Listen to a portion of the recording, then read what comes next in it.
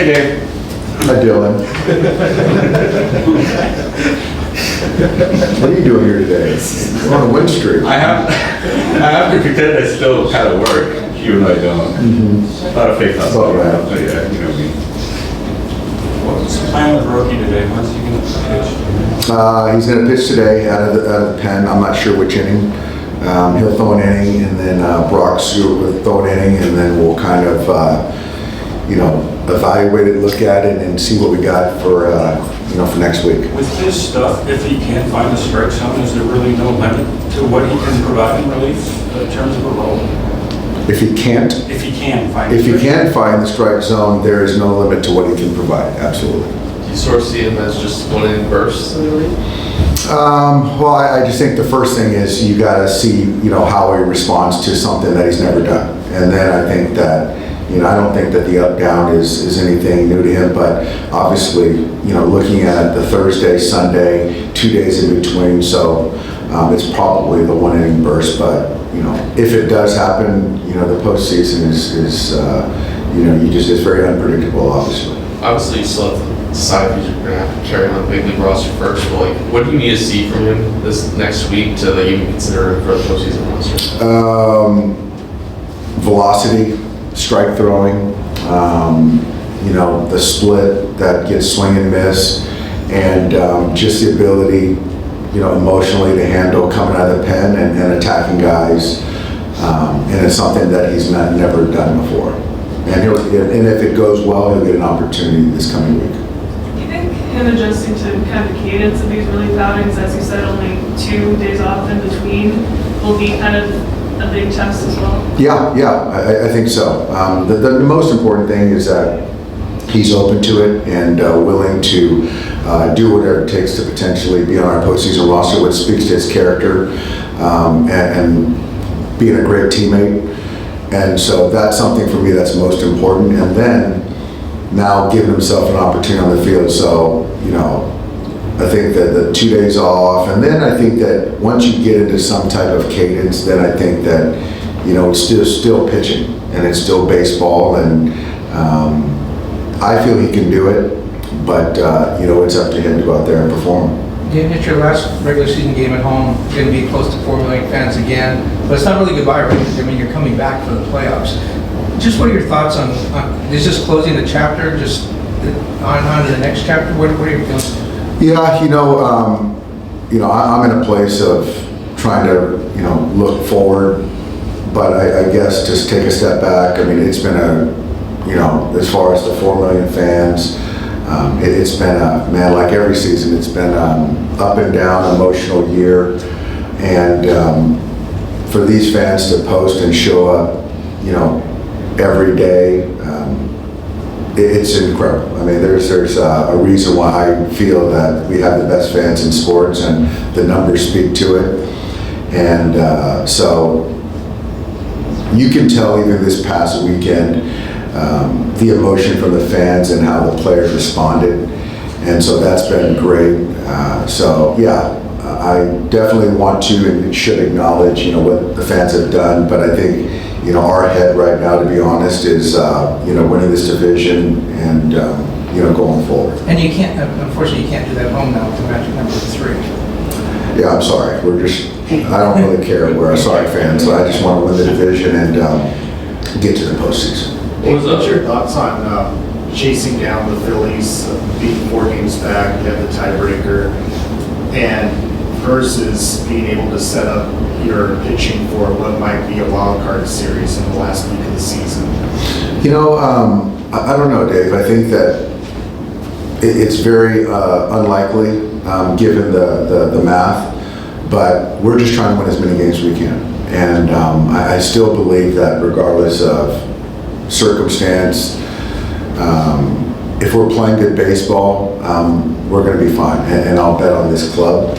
So we're gonna try to catch them, I guess, in theory, because we're going to try to win as many games as we can, but it's not in our control. And once we do win this division, then it's a different conversation on where those guys are at, where we're at, where we're at on the schedule. do you feel like you're in the best position of years past with your starting pitching as healthy as it is and as good as it's going, and with your offense swinging the bat the way it's been swinging it to continue to play? I think if you look at our club, I think so. I think net sum, I think on this particular day, we're in as good a position entering the postseason on this day as we've ever been in.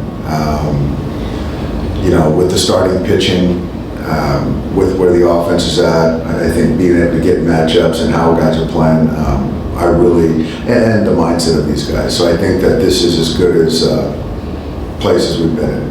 Dave, you mentioned kind of, right, it's unlikely you guys are going to catch the Phillies. You have a nice lead in the division. You know, so you have, right, these remaining games, in terms of trying to figure out the bullpen, right, and you have, there are only going to be so many leverage innings probably over the course of the next week. Do you use those leverage innings to, you know, you talked about the guys, right, your Tanner Scotts, your Trians, your guys, so to speak. Do you use it to kind of make sure they're right, or do you use those innings maybe to evaluate some other options to kind of figure out what you have? Yeah, that's a good question. I don't, that's fair. I don't know that answer. I think it's a combo, like most things. There are certain guys that I think that, you know, have earned the opportunity and know their roles as far as kind of what's to come. And there's other guys that need to show it, to be quite frank. And so, you know, as of now, we need to win as many games as we can.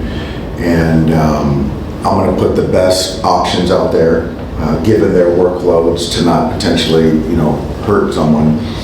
And then after that, then guys are going to get a chance to, you know, showcase and earn a potential opportunity on the playoff roster. I know you're referring to the bullpen there, but just are there other positions or other things that you're looking to see in this final week of the regular season to assess and prepare for October? I think, you know, on the position player side, I like the group. Just kind of figuring out specific, you know, there's some kind of a little bit of some roles and situations, versus right, versus left, that I'm trying to think through. But we have a lot of capable options, and nothing is cemented right now. So, you know, yeah, there's some things we're thinking through right now, though. Is Kirby someone who fits into more of the gotta show it bucket in terms of? He's in the show bucket.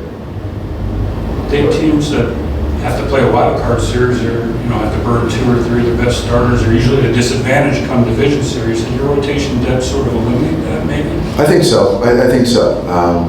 You know, we've got our rotation set through the week and through the coming week, and you know, we have the options to kind of pivot in any way we want. But yeah, when you have, you know, essentially 5 or 6 guys that you trust, though, you know, we're like, you know, I told Dave earlier, we're in as good a spot with that as we've been in, and we haven't been in that position in years past.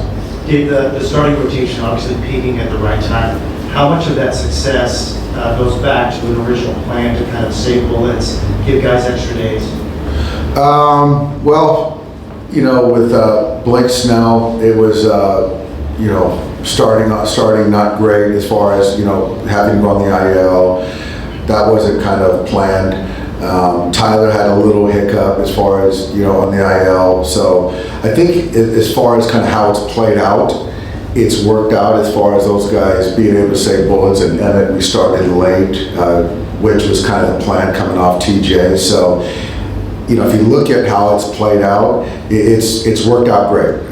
You look at what Clayton has done, you look at what Yoshinobu has done, those guys have carried a brunt of the innings, so in making the start. So, but the other guys, they've got some a lot of bullets left, which is good going forward. Last one, guys. Back in spring training, you said to watch out for Emmett. He said, in your words, is going to be the sneaky second half sleeper. What made you believe that back then, and how has he been able to pay off your vision? I just think that as you guys know me, I believe in character and people, and Emmett is he's the sweetest guy you'll meet, but he's a killer, and he's like Yoshinobu, and I've known that since I've seen him, and then you layer in the skill set, the talent, and he's not afraid, and so I think that I just knew that about him, and so just watching his pens, and I remember that conversation in Camelback Ranch, and just watching his glove side command, and he can take in information. He developed a slider with his changeup, and I just felt like he was going to be a guy, and he was my wild card all year long. So I expect big things from him in the postseason. I do. Thanks, Dave. Yeah.